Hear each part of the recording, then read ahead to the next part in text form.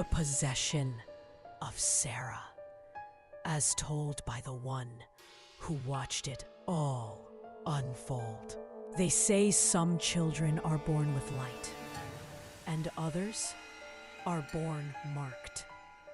The nightmare began shortly after Sara came into the world. One cold morning, my grandmother was massaging her tiny body with warm oil in the courtyard. The chill hung in the air until suddenly an unnatural heat swept across her skin like breath from a furnace. The breeze was hot, wrong, ominous. Moments later, Sara began to wail uncontrollably, her cries sharp and panicked. My grandmother knew something had come. That something never left. At first, it was illness, constant, unexplained. She'd get better, only to fall sick again.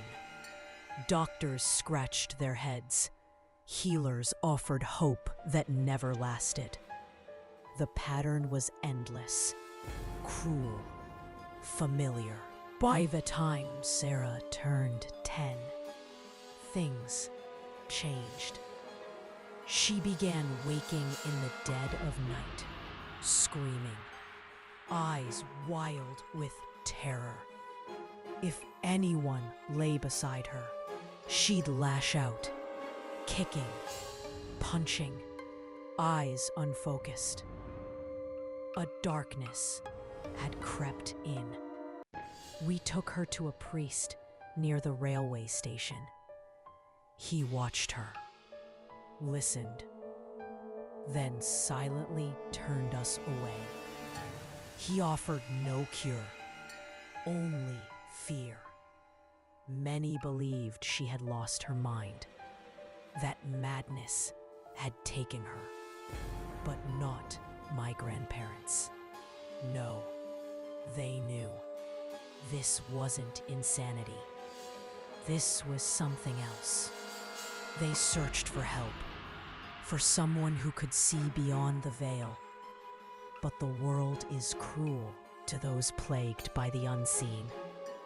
No one came. Then, on a moonless night, when Sara was 12, she began muttering in her sleep. Her voice deepened until it wasn't hers at all. It was a man's voice. My grandmother asked, trembling, "Who are you?" The voice answered, "I am Bashar. We are 7. They claimed they were Jinns, Muslim Jinns, that they had seen Sara in my grandmother's lap years ago, while flying over our home on their way back to Saudi Arabia. She looked like their dead mother, they said, and they stayed within her. But they promised no harm would come to her, unless someone tried to take them away. And then Sara collapsed. When my grandfather came home, he sprinkled blessed water on her face, whispering verses into the air, thick with dread. She awoke, sobbing, unaware of the storm that had passed through her. The next day, a strange man came to visit. A wanderer, young, untraceable, but known to the family. Years before, he had visited when my grandmother was in agony while carrying Sara. He'd looked into her eye. He listened to what had happened and nodded solemnly. "Powerful Jinn," he whispered. 7 brothers, all memorized the Holy Quran. He gave them an amulet. This must stay on her, always. And for a time, it worked. But children are children. One day, near the pond, the amulet slipped from her hand. That very night, footsteps echoed across the rooftop. Branches clawed at windows. Whispers filled the dark. And Sara changed. She attacked again. She screamed for her Amajan as the Jinn called her. My grandfather begged, pleaded, recited sacred verses, but Bashar, inside Sara, was inconsolable. Only after hours of pleading did he calm. Before leaving her body, Bashar warned, "Call me, and I will return." And he meant it. Sara began to live in shadow. She saw figures no one else did, spoke to empty spaces. At times, she was quiet. At times, she was chaos. Strangely, the Jinn wasn't always cruel. He warned the family of dangers, protected their trees from thieves.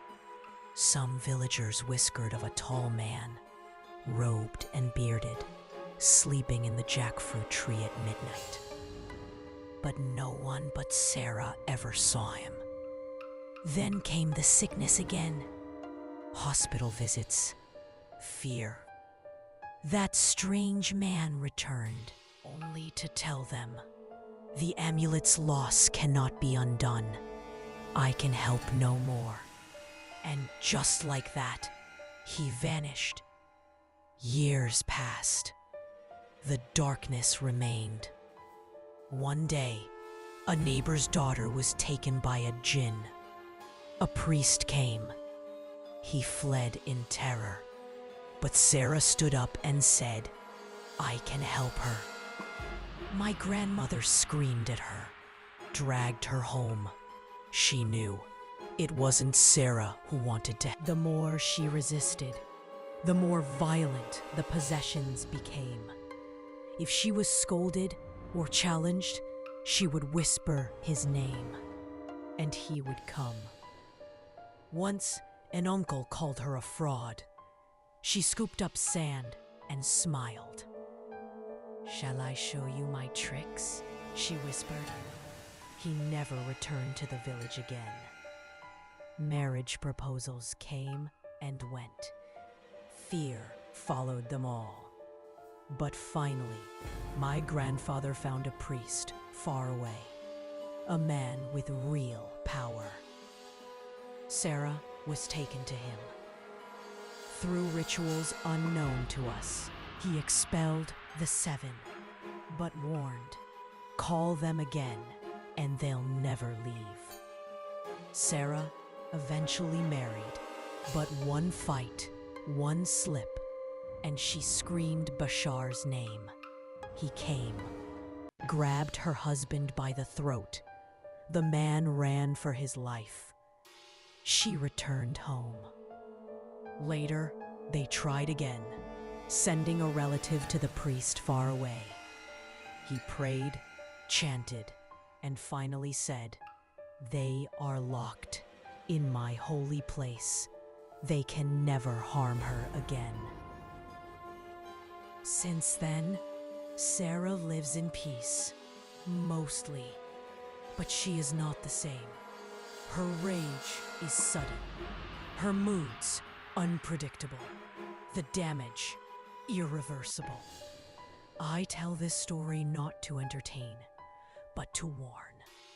Some marks do not fade, some shadows do not lift, and some names must never be spoken.